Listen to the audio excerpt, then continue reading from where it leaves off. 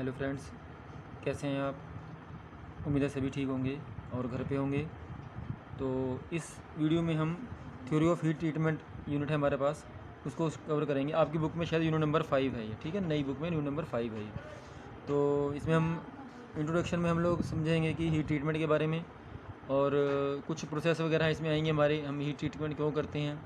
उससे पहले एक आयरन कार्बन डायग्राम है, उसके बारे में हमारी मेन वीडियो रहेगी ये वाली, ठीक है। तो पहले थोड़ा देख लेते हैं हम हीट ट्रीटमेंट होता क्या एक्चुअल में। हम किसी भी मटेरियल को, मैंने कहा था पहले आपको, हम उसको मेल्टिंग पॉइंट तक लेके जाएंगे, वहाँ पे फिर हम कुछ उसमें मिक्स करेंगे, ठीक है, कोई भी दूसरा मटेरियल उसमें मेटल मिक्स करेंगे, फिर उसके बाद उसको धीरे धीरे ठंडा करेंगे हम। उसमें से होगा क्या, उसमें कुछ उसकी मैकेनिकल प्रॉपर्टीज़ में, उसके स्ट्रक्चर में कुछ ना कुछ चेंज आएगा जो हमें रिक्वायर्ड चाहिए। जैसे हमें उसकी डक्टिलिटी बढ़ानी है, हमें उसकी हार्डनेस बढ़ानी है, हमें उसकी स्ट्रेंथ बढ़ानी है, उसके अकॉर्डिंग हम उस मटेरियल में ऐड करेंगे। सॉलिड सॉल्यूशन एलॉयज भी हमने पहले पढ़ा हुआ है टॉपिक वाला, ठीक है, उससे रिलेटेड ये टॉपिक है हमारा। कहता है हीट ट्रीटमेंट में भी डिफाइंड एज एन ऑपरेशन और combination of operations involving the heating of metals, metal को हमने हीट किया, और alloys in the solid state to specific temperature, ठीक है, स्पेसिफिक टेम्परेचर तक ले गए हम। होल्डिंग देम, हमने वहाँ पे उसको कुछ टाइम तक होल्ड भी किया है, पर रखा भी है, at that temperature, and then cooling them at suitable rates. अब कूलिंग करने के अलग अलग मेथड्स हैं। हम इसको ओवन में ही रखते हैं, हम उसको बाहर निकालते हैं, एटमॉस्फेयर एयर में रखते हैं, हम उसको एयर ब्लो करवाते हैं, हम उसको पानी में डालते हैं, हम उसको ऑयल में डालते हैं। अलग अलग वे हमारे ठंडा करने के, उसके अकॉर्डिंग उसके नाम है, हम आगे पढ़ेंगे इस चीज़ को डीपली, ठीक है। Cooling them at suitable rates to enable them to acquire the desired properties, उसके अंदर जो जो प्रॉपर्टी हमें चाहिए वो आ जाएगी, ठीक है। पर्पज़ ऑफ हीट ट्रीटमेंट है हमारे पास, क्यों करते हैं हम? टू रिलीव इंटरनल स्ट्रेसेस जो उसके अंदर आ चुके हैं, कुछ इंटरनल स्ट्रेस आ गई, उनको हटाने के लिए। Develop during cold working, casting, forging, welding etcetera. To improve hardness, मैंने कहा आपको, and strength of metals. To improve ductility, toughness, to improve machinability, to affect the change in the grain size, ये काफ़ी सारे हैं। To soften metals, to improve electrical and magnetic properties, to इनकी resistance to heat, wear, corrosion and shocks. To homogenise the structure, homogenise मतलब एक तरह करने के लिए उसको, ठीक है। टू ड्राई, जो टफ लगे उसको छोड़ दो। To dry off trapped gases, ये पहले भी आ चुका है, इंटरनल गैसेज हटाने के लिए। To harden the surface while keeping the core tough, मतलब क्या है, सरफेस उसको हार्ड कर देंगे हम। उसका पूरा जो मटेरियल है वो कोर तो टफ रहेगा, लेकिन सरफेस उसका हार्ड हो जाएगा, उसका अलग मटेरियल, अलग प्रोसेस है हमारा, ठीक है। सरफेस हार्डनेस कहते हैं उसे, हम आगे जाके पढ़ेंगे हम। To affect a change in grain structure, to harden non ferrous metals, non ferrous metals को हार्ड करने के लिए भी है। ये कुछ हमारे पास पर्पस थे भाई, 15 दे रखे हैं, आप कुछ 10-12 याद कर जाओ, आपका काम चल जाएगा अच्छे से, ठीक है। बात क्लियर अच्छे से। उसके बाद जो आपकी बुक में जो टॉपिक है वो है micro constants of iron and steel. अब इसमें कुछ आपको यहाँ पे स्ट्रक्चर कैसे दिखते हैं। The important micro constants of iron and steel are listed below. जैसे फेराइट है, फेराइट कैसे ऐसा दिखेगा, मतलब ये स्ट्रक्चर दिखता कैसा है, इसके बारे में जिक्र है सिर्फ। सीमेंटाइट है, सीमेंटाइट देखो। पियरलाइट है, पियरलाइट ये रहा ऐसा, ये पियरलाइट ऐसा दिखेगा, पियरलाइट प्लस सीमेंटाइट ऐसा दिखेगा, ठीक। ऑस्टेनाइट, ऑस्टेनाइट ऐसा दिखेगा।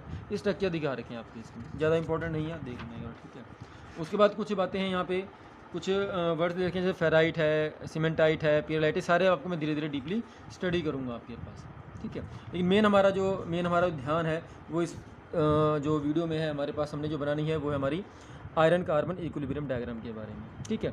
अब पहली बात तो ये है कि आपको ये पता होना चाहिए कि आयरन कार्बन इक्विलिब्रियम डायग्राम हम क्यों पढ़ते हैं। एक्चुअल में आपको पता ही है कि जो स्टील है आजकल बहुत ज़्यादा इंपॉर्टेंट है, हर जगह उसकी इंपॉर्टेंस है, क्योंकि उसकी टेंसाइल स्ट्रेंथ ज़्यादा है, कॉस्ट उसकी कम है, ठीक है। इसकी वजह से वो बहुत ही ज़्यादा यूज़फुल है स्टील, ठीक है। और भी कुछ उसमें बातें हैं, जैसे कहाँ कहाँ यूज़ होता है स्टील, आपको पता है बहुत जगह यूज़ हो रहा है आजकल स्टील, ठीक है ना। बिल्डिंग कंस्ट्रक्शन में, ऑटोमोबाइल में, कटिंग टूल्स में, आपने देखा हो कटिंग टूल में हाई स्पीड स्टील यूज़ करते हैं हम लोग, ठीक है ना। मशीन्स में, वेपन्स में यूज़ होता है। अब एक्चुअल में आयरन कार्बन डायग्राम के बारे में थोड़ा बातें बता दूं। मैंने कहा, जैसे हमने पहले भी जिक्र किया था हीट ट्रीटमेंट के बारे में, कि भाई हम किसी मटेरियल को हम अगर मैं इसी बारे में जिक्र करूं तो हम आयरन को बहुत हाई टेम्परेचर पर लेके जाएंगे, जैसे 1539 से ऊपर टेम्परेचर पर लेके जाएंगे, फिर वहाँ पे उसमें कार्बन मिक्स करेंगे, ठीक है ना। अब उसके बाद उसको ठंडा करेंगे हम, ठीक है। तो उस वजह से क्या होगा, हमें आयरन और कार्बन के मिक्सचर से क्या मिलेगा, हमें वहाँ पे स्टील मिलेगा और कास्ट आयरन मिलेगा। मैं दोबारा बोल रहा हूँ, हमने क्या किया, हमने कार्बन मिक्स किया आयरन में, मोल्टन स्टेट में मिक्स किया है, उसको से जब ठंडा करेंगे हम वहाँ से, ठीक है, तो हमें वहाँ पे क्या मिलेगा, स्टील मिलेगा और कास्ट आयरन मिलेगा।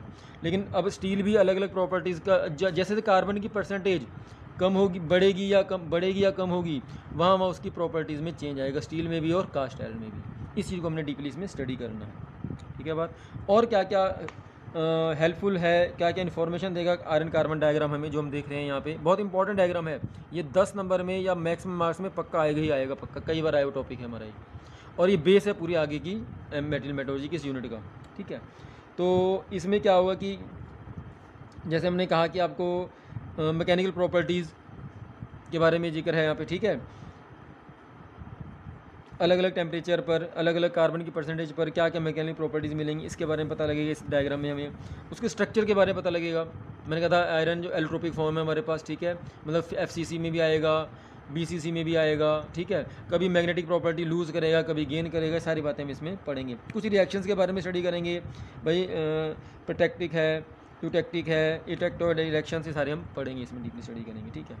थोड़ा यहाँ देखें एक बार ध्यान से, यहाँ पे बनी हुई बातें सारी। तो जैसे आप देख रहे हैं यहाँ पे, अगर मैं ये एक्स एक्सिस है हमारी यहाँ पे और ये वाई एक्सिस है, ठीक है। तो एक्स एक्सिस में यहाँ पे आप देख सकते हैं यहाँ पे कार्बन की परसेंटेज वेरी कर रही है, बढ़ रही है मतलब, ठीक है। और यहाँ पे टेम्परेचर बढ़ रहा है डिग्री सेंटीग्रेड में, ठीक है बात। अब देखो जैसे यहाँ पे 1 2 3 4 ये 6.7% तक हमने कार्बन मिक्स कर दिया था। अब यहाँ थोड़ा देख लें एक बार ध्यान से, जैसे मान लो यहाँ पे ये 4% या 3% कार्बन है या 4% कार्बन है। ये 4% कार्बन का मतलब क्या है? 4% कार्बन का मतलब ये है, मान लो हमारे पास कोई 100 ग्राम हमारे पास मटेरियल है, ठीक है। तो 100 ग्राम में 4 ग्राम कार्बन है और 96 ग्राम 96 ग्राम क्या है वहाँ पे आयरन होगा। इसका ही मतलब, जैसे मान लो यहाँ पे 6 ग्राम है या 4.3 ग्राम है, 2 ग्राम है। 2 ग्राम का क्या मतलब हुआ यहाँ पे? अब 2% का, सॉरी 2% कार्बन क्या मतलब हुआ? 2% मतलब हमारे पास मान लो कोई सोल्यूशन है हमारे पास, वो 100 ग्राम का है, उसमें 2 ग्राम वहाँ पे कार्बन है और 98 ग्राम वहाँ पे क्या आयरन है, ठीक है बात। अब जैसे जैसे हम यहाँ पे ऊपर देखें आप, अब ये तो एक्स एक्सिस के बारे में जिक्र हो गया सारा। अगर हम वाई एक्सिस के बारे में चलें, वाई एक्सिस पे देखो यहाँ पे, तो यहाँ पे 0 डिग्री सेंटीग्रेड से स्टार्ट, ये थोड़ा ध्यान सुनना, ये 0 डिग्री सेंटीग्रेड नहीं है, सॉरी, ये थोड़ा ध्यान रखना, ये ओरिजिन है यहाँ पे। ओरिजिन यहाँ पे इसका मतलब यह है कि यहाँ पे जो आयरन है वो प्योर फॉर्म में है और एट रूम टेम्परेचर पे है। इस 0 का मतलब, थोड़ा ध्यान सुनना बात, यहाँ पे 0 पे तो कन्फ्यूज़न भी है। तो 0 का मतलब यहाँ पे क्या है, ये आयरन प्योर फॉर्म में है लेकिन रूम टेम्परेचर पे है, ठीक है बात। उसके बाद जैसे हमने उसको हीट कर रहे हैं हम, तो यहाँ पे कुछ टेम्परेचर, काफ़ी सारे टेम्परेचर है, तो 100 200 300 400 दे रखे हैं, लेकिन आपने कुछ टेम्परेचर हैं जिनके बारे में बहुत ज़्यादा ध्यान रखना है, अपने ध्यान सुन। तो मैंने कहा आपसे, जैसे हम टेम्परेचर बढ़ाएंगे, धीरे धीरे टेम्परेचर बढ़ा रहे हैं हम, मान लो हम 723 डिग्री सेंटीग्रेड टेम्परेचर पे आ गए हैं, तो यहाँ पे जो आयरन है हमारा वो अल्फ़ा फेराइट फॉर्म में है, ठीक है बात। और उसका स्ट्रक्चर कैसा स्ट्रक्चर, उसका BCC स्ट्रक्चर रहेगा। उसके बाद हम थोड़ा और आगे बढ़ेंगे यहाँ पे टेम्परेचर शो नहीं हो रहा, लेकिन अगर हम 767 डिग्री सेंटीग्रेड तक आते हैं, अगर हम 767, ठीक है, 767 डिग्री सेंटीग्रेड टेम्परेचर तक जब हम आएंगे, तो वहाँ पर आयरन जो है अपनी मैग्नेटिक प्रॉपर्टी को लूज़ कर जाएगा, ठीक है, जिसे हम क्यूरी टेम्परेचर ही बोला था। मैंने इसके बारे में पहले भी जिक्र किया है पहले कभी, ठीक है बात। अब आगे चलें हम, उसको और ज़्यादा टेम्परेचर हमने हाई किया, देखो यहाँ पे 910 डिग्री सेंटीग्रेड टेम्परेचर आ रहा है। ये कुछ टेम्परेचर जो मैं बता रहा हूँ इस टाइम, वो मेन टेम्परेचर्स हैं जो आपको अच्छे से याद रखने हैं। जैसे पहला टेम्परेचर हो गया 723, दूसरा हो गया 767, तीसरा हो गया 910। इंग्लिश में बोलूँ या चल जाएगा हम, ठीक है। तो 910 डिग्री सेंटीग्रेड पर जब हम करेंगे, तो वहाँ पर जो आयरन जो है वो गामा आयरन है और ऑस्टेनेट कहा है उसे हमने। उसका स्ट्रक्चर रहेगा FCC स्ट्रक्चर, ठीक है। और ये फेस कहाँ तक रहेगी? 1130 डिग्री सेंटीग्रेड तक ये फेस रहेगी, ठीक है बात। अगर मैंने इसके बाद आगे टेम्परेचर इसको बढ़ाया, ठीक है, तो आयरन जो है वो डेल्टा फॉर्म में जाएगा, डेल्टा आयरन कहलाएगा, ठीक है, डेल्टा आयरन कहलाएगा। और उसकी स्ट्रक्चर जो है दोबारा से BCC स्ट्रक्चर हो जाएगी, ठीक है। ये स्ट्रक्चर कहाँ तक रहेगी? जब तक आप 1539 डिग्री सेंटीग्रेड तक नहीं ले जाते आप उसको। इस टेम्परेचर के बाद जो आयरन जो है वो लिक्विड स्टेट में रहेगा सारा, ठीक है बात, क्लियर अच्छे से। और फेज़ कोई चेंज नहीं होगी इसकी, क्योंकि लिक्विड स्टेट में आ गया है। थोड़ा सा देखें ध्यान से एक बार, अगर हम बनाना स्टार्ट करें इस ग्राफ को, तो आपने कुछ पहले इनिशियली आपने यहाँ पे 1 2 3 4 कर दिया। कुछ यहाँ पे कार्बन की परसेंटेज जो आप ध्यान रखनी है, जैसे 0.8% है, इसको ध्यान रखना है आपने। मैंने मेन टेम्परेचर आपको बता दिए हैं। यहाँ पे कार्बन परसेंटेज जो आपने ध्यान रखनी है वो 0.8% है, 4.3% है, 2% है, मतलब 0.8, ठीक है, 2, ठीक है, और एक 4.3 और 6.7%। एक और टेम्परेचर आएगा, ये है 0.025% जो कार्बन का, वो ये पॉइंट आ गया आपका, ठीक है। ये कुछ टेम्परेचर, कुछ कार्बन की परसेंटेज आपने याद रखनी है और कुछ टेम्परेचर, मेन टेम्परेचर आपने याद रखना है। 4-5 बार कम से कम आपको डायग्राम बनाना पड़ेगा, तब भी ये मत समझना कि 100% हो गया। इसकी जितनी रिवीजन करें उतनी भी कम है। बार बार आपको डायग्राम बनाना पड़ेगा। मैं थोड़ा बता दूं आपको, हम स्टार्ट करते हैं यहाँ से। देखो यहाँ पे लिखा हुआ है DF के पॉइंट लिखे हुए हैं यहाँ पे। ये 1550 डिग्री सेंटीग्रेड टेम्परेचर है। यहाँ पे आप एक लाइन ऐसा आपसे थोड़ा सा ड्रॉ करेंगे जो कि टेम्परेचर रिड्यूस करेगा 1130 डिग्री सेंटीग्रेड तक का। पहले आप बेसिक ये वाली हॉरिजॉन्टल लाइन ड्रॉ कर लें 1130 डिग्री टेम्परेचर पर, ठीक है।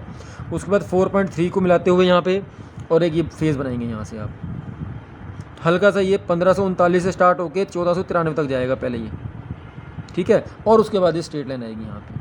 अब जो ये लाइन आप देख रहे हो ऊपर वाली लाइन, ये जो लाइन है ये सारी लाइन कहलाएगी लिक्विडस लाइन। इसके ऊपर जो भी आयरन है हमारा वो किस फॉर्म में है बताओ? लिक्विड फॉर्म में रहेगा। यहाँ लिखा हुआ है लिक्विड फॉर्म में, ठीक है। बात क्लियर अच्छे से। उसके बाद क्या करना है हमने, देखो ध्यान से एक बार। उसके बाद यहाँ पे थोड़ा सा एक ये ग्राफ बनेगा या डायग्राम बनेगा हमारा, जब ये यहाँ से 1539 से 1403 पे आएगा और ये 1400 डिग्री सेंटीग्रेड पे जाएगा। एक तो ये ट्रायंगल बन गया। यहाँ पर जो स्टेट है वो डेल्टा फॉर्म में रहेगा हमारा, डेल्टा आयरन रहेगा, ठीक है। और जो यहाँ पे रहेगा वो डेल्टा प्लस लिक्विड फॉर्म में रहेगा, ठीक है। यहाँ पे जो ये एक बार यहाँ पे एक और ट्रायंगल बन रहा है हमारा, देख सकते हैं आप ऐसे। ये वाला ये ट्रायंगल कैसे लगेगा? डेल्टा प्लस ऑस्टेनाइट है। आयरन हमारा किस फॉर्म में? डेल्टा प्लस ऑस्टेनाइट की फॉर्म में है, ठीक है। और जो लाइन आ रही है यहाँ से आएगी 1493 से जब ये लाइन आ रही है, इस लाइन के बारे में जिक्र है थोड़ा सा। ये लाइन क्या है? हमारी सॉलिडस लाइन है। मतलब इसके नीचे जो भी आयरन है हमारा वो किस फॉर्म में रहेगा? सॉलिड फॉर्म में रहेगा। ध्यान सुनना बात, इस लाइन के नीचे जो भी आयरन है हमारा वो सारा आयरन किस फॉर्म में रहेगा? सॉलिड फॉर्म में रहेगा। इस लिक्विडस लाइन से ऊपर जो भी आयरन है वो किस फॉर्म में रहेगा? लिक्विड फॉर्म में रहेगा। मतलब जो ये फेज़ बन गया, ये वाला फेज़ और ये वाला फेज़ बन गया, यहाँ पे जो आयरन है वो हमारा लिक्विड प्लस सॉलिड दोनों फॉर्म में रहेगा। अब देखें ध्यान से एक बार, जब मैं टेम्परेचर जब जैसे कार्बन की परसेंटेज बढ़ेगी वैसे ध्यान सुनना आप, ये जो लाइन आ रही है वो इसमें मतलब क्या टेम्परेचर कम होता जा रहा है हमारा, ठीक है। 1539 डिग्री सेंटीग्रेड से टेम्परेचर कम होता होता कहाँ तक आ गया? 1130 डिग्री सेंटीग्रेड तक आ गया, ठीक है। मतलब कि जैसे मैं कार्बन की परसेंटेज बढ़ा रहा हूँ टेम्परेचर वहाँ पे कम होता जा रहा है। लेकिन एक उस तक है, एक टेम्परेचर रेंज क्या है वो 1130। उसके बाद फिर अगर मैं कार्बन की परसेंटेज बढ़ाता हूँ तो वहाँ से ये लाइन बढ़ती चली जा रही है। मतलब क्या है? उसका टेम्परेचर फिर दोबारा से बढ़ता चला जाए, ठीक है। बात ये फेज़ क्लियर हो गया आपको, सबको सही है। उसके बाद क्या करना है हमने इस वाले फेज़ में, देखो जो यहाँ पे जो बनेगी बात वहाँ है डेल्टा सॉलिड सॉल्यूशन है। यहाँ पे लिक्विड प्लस सीमेंटाइट फॉर्म आ गई यहाँ पे। ये कुछ वर्ड्स आपने लिखने पड़ेंगे आपको, ठीक है बात। अब उसके बाद क्या करेंगे आप? ये लाइन आ गई थी। अब उसके बाद क्या करेंगे? ये जो लाइन सॉलिडस लाइन आ रही थी, इसके बाद एक ये यहाँ से एक ये बनेगी बात यहाँ पे। ये देखो ध्यान से एक बार, ये टेम्परेचर क्या आ गया मेरा? 723 डिग्री सेंटीग्रेड। अब तीसरी मतलब दो हॉरिजॉन्टल लाइन आप ध्यान रखें, एक हॉरिजॉन्टल लाइन 1130 पे है, दूसरी हॉरिजॉन्टल लाइन हमारी 723 केल्विन 723 डिग्री सेंटीग्रेड पे है, ठीक है। बात क्लियर अच्छे से। तो उसके बाद जब इसको डाउन करेंगे, मिलाएंगे, ये कहाँ मिलाएंगे आप? थोड़ा सा यहाँ पे देखें, 0.8% ऑफ कार्बन पे मिलाएंगे आप 723 पे, और हिसाब से ये ग्राफ बन जाएगा मेरा। यहाँ पर जो बनी बात, यहाँ पे जो मिलेगा मुझे मिलेगा गामा आयरन ऑस्टेनाइट की फॉर्म में मिलेगा, ठीक है। बात अब ये वाली लाइन आ रही थी मेरी, यहाँ पे जो मिलेगा वो alpha plus gamma ferrite plus austenite की फॉर्म में मिलेगा, ठीक है। उसके बाद यहाँ पर जो है ये सिर्फ और सिर्फ अल्फ़ा आयरन मिलेगा मुझे। थोड़ी बातें यहाँ पे, जैसे डेल्टा आयरन मिला, ठीक है, यहाँ पे अल्फ़ा आयरन मिल रहा है, कहीं अल्फ़ा प्लस गामा है। आपने थोड़ा ध्यान रखना अच्छे से बातें सारी। ये डायग्राम आप दिखने में लेंथी होता जाएगा, लेकिन अब स्टार्टिंग से स्टार्ट करते चले जाओगे तो बनता चला जाएगा आपसे, ठीक है। बात और कुछ बातें सुने एक बार ध्यान से। अब क्या हुआ, जब हम इसको यहाँ पे इस फेज़ के बारे में अगर जिक्र करें, यहाँ पे जब इसके जिक्र करेंगे यहाँ पे, तो यहाँ पे जो आयरन है हमारा और कार्बन का जो मिक्सचर चल रहा था वो ऑस्टेनाइट की फॉर्म में रहेगा। ऑस्टेनाइट की फॉर्म यहाँ से यहाँ तक रहेगी। उसके बाद ये आएगा सीमेंटाइट की फॉर्म में। ऑस्टेनाइट और सीमेंटाइट जब ऐड करेंगे तो वो लेडेबोराइड बन जाएगा, ठीक है। देखो यहाँ पे लिखा भी हुआ है, यहाँ पे थोड़ी लाइन लिखी लेडेबोराइड की बारे में। ये कुछ पेज हैं, यहाँ पे कुछ बातें हैं जो फेराइट सीमेंटाइट के बारे में थोड़ा सा मैं बता भी दूंगा, थोड़ा पढ़ना भी है आपने अच्छे से, ठीक है। जैसे ledeburite is an eutectic mixture of austenite and cementite, ठीक है।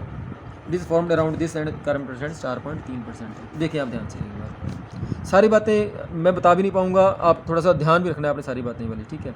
अब जैसे कार्बन की परसेंटेज है, यहाँ से जब हमने कार्बन परसेंटेज 2 से लेकर 4.3 तक करी तो ये फेज़ बनेगा मेरा, ठीक है, 4.3 6.7 तक ये वाला फेज़ बन जाएगा मेरा, ठीक है। अच्छा, उसके नीचे देखें, जब ये जो 2-3 पॉइंट है, जैसे ये पॉइंट है मेरा यूटेक्टॉइड पॉइंट, दो पॉइंट याद रखना, यूटेक्टॉइड पॉइंट, यहाँ पे यूटेक्टॉइड रिएक्शंस होंगी। ये पॉइंट है मेरा यूटेक्टिक पॉइंट, यहाँ पे यूटेक्टिक रिएक्शंस होंगी। मतलब अगर मैं इस फेज़ के बारे में जिक्र करूँ, यहाँ पर जो आयरन है सॉलिड फेज़ में रहेगा, ये वाली बात ठीक है, लेकिन दो अलग अलग स्टेट में रहेगा, दो अलग अलग फेज़ में रहेगा। एक तो ऑस्टेनाइट के फॉर्म में रहेगा, स्ट्रक्चर अलग है उसकी, और यहाँ पे यहाँ से यहाँ तक और यहाँ से यहाँ तक किस फॉर्म में, सीमेंटाइट के फॉर्म में है, ठीक है। अब मैं अगर फिर थोड़ा सा नीचे जिक्र करें, अब यहाँ पे देखें ध्यान से एक बार, अब मैं 1-2 बातें बता दूँ आपको। जब हम कार्बन की परसेंटेज बढ़ा रहे हैं, मान लो 0 से लेकर 2% तक कार्बन बढ़ा रहे हैं, ध्यान रहे, जब 0 से लेकर 2% तक कार्बन है तो वो स्टील बनेगा हमारा। क्या बनेगा हमारा, ये बात मेन है, ध्यान सुनना बात, ठीक है। और 2% से 6.7% तक क्या है, यहाँ पे कास्ट आयरन मिलेगा मुझे। 0 से लेकर 2% तक क्या मिलेगा, स्टील, और 2% से लेकर 6.7% तक क्या मिलेगा मुझे, कास्ट आयरन मिलेगा। लेकिन फिर आगे सुने, ये 0.8% पे था ना जो ये लाइन आई थी, अब यहाँ से लेकर यहाँ तक 0 से लेकर 0.8% तक जो स्टील मिला उसे S1 बोला गया। और S1 का मतलब क्या है, हाइपोयूटेक्टॉइड स्टील। इसको ध्यान सुनना बात है, अगर कार्बन की परसेंटेज 0.8% तक है और जो स्टील मुझे मिल रहा है वो क्या क्या क्या कहलाएगा, हाइपोयूटेक्टॉइड स्टील। और 0.8% से 2% तक जो स्टील मिल रहा है उसे S2 बोला गया है। S2 मतलब क्या है, hyper eutectoid steel, hyper eutectoid, eutectoid reaction हो रही है ना यहाँ पे, तो ये यूटेक्टॉइड स्टील आ गई है, ठीक है। और यहाँ आगे चलें, अब 2% से लेकर 4.3% तक अगर कार्बन मिलाया गया है तो वहाँ क्या बनेगा बताओ, कास्ट आयरन मिलेगा। CDI लिखा हुआ है यहाँ पे, CI1 लिखा हुआ है, सॉरी CI1 क्या है, हाइपोयूटेक्टिक कास्ट आयरन। देखो यूटेक्टिक रिएक्शन हो रही थी ना यहाँ पे, तो CI1 क्या है, हाइपोयूटेक्टिक कास्ट आयरन। और अगर 4.3% से लेकर 6.7% लाया गया तो बनेगा हाइपर यूटेक्टिक कास्ट आयरन। ये सारी बातें थोड़ा सा आप ध्यान रखना अच्छे से, ठीक है, बात क्लियर है। और उसके बाद जो मिलेगा मुझे यहाँ पे देखो, अगर इस फेज में मिल रहा है तो फेराइट प्लस पियरलाइट मिल रहा है। यहाँ पर करें तो पियरलाइट प्लस सीमेंटाइट मिल रहा है। यहाँ पे 3 चीज़ मिल रही है, सीमेंटाइट, पियरलाइट और लेडेबोराइट मिल रहा है। यहाँ पे सीमेंटाइट और लेडेबोराइट मिल रहा है।